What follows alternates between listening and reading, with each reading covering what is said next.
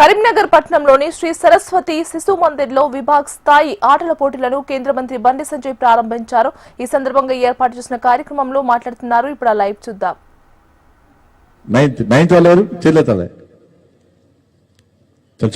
చెప్పు. Very good. ఏం చెప్తారు? అది చెప్పాలి. ఏం చెప్తారు? సంస్కారం ముఖ్యమా, చదువే ముఖ్యమా?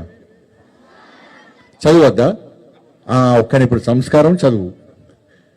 కాబట్టి శిశుమందిర్ పాఠశాల యొక్క ఉద్దేశం కూడా, లక్ష్యం కూడా అదే. శిశుమందిర్ పాఠశాల అంటే బిల్డింగ్ కాదు, లేకపోతే ఇంకా హంగు ఆర్పాటాలు కాదు. శిశుమందిర్ విద్యాలయం అంటే మౌనంగా దేశ భవిష్యత్తును నిర్మిస్తున్నటువంటి ఒక కర్మాగారమే శిశుమందిర్ పాఠశాల. దేశ భవిష్యత్తు గురించి ఆలోచిస్తే ఇప్పుడు కూడా మీ స్కూల్లో ఊకే ప్రతిరోజు చర్చిస్తాంటారా? దేశం గురించి ఊకే చదువు చెప్తారా? అన్ని విషయాలు చెప్తారా? అన్ని విషయాలు చెప్తారు కదా. కానీ శిశుమందిర్ పాఠశాలలో చదవడం నిజంగా మన అదృష్టం. నేను శిశుమందిర్ పాఠశాలలో చదివిన అందరూ కూడా ఇప్పుడు IAS liner, IPS liner, group 1 group 2 officer liner, software ఇంజనీర్లు అయ్యారు.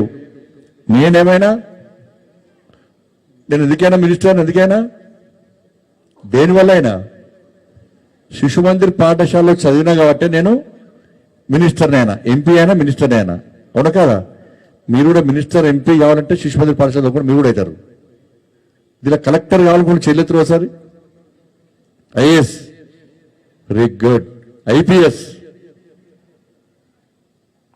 నేను సాఫ్ట్వేర్ ఉద్యోగుడు అయితే అన్నాడు.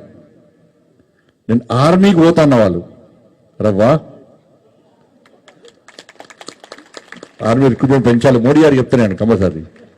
మా శిశుమందిర్ విద్యార్థులు చాలా మంది వస్తారని చెప్పాను. కాబట్టి శిశుమందిర్ పాఠశాల అనేది ఇవాళ మనం చూస్తున్నాం. బయట కార్పొరేట్ స్కూల్స్ ఉన్నాయి చాలా. అన్నీ కూడా కేవలం మార్కులు, ర్యాంకులు, ప్యాకేజీలు, ఫారిన్ కోసం. మార్కులు, ర్యాంకులు, ప్యాకేజీలు, చదువుకున్న తర్వాత ఎడిపోతురాలు, ఫారిన్, వాటి కోసం మాత్రమే ఆ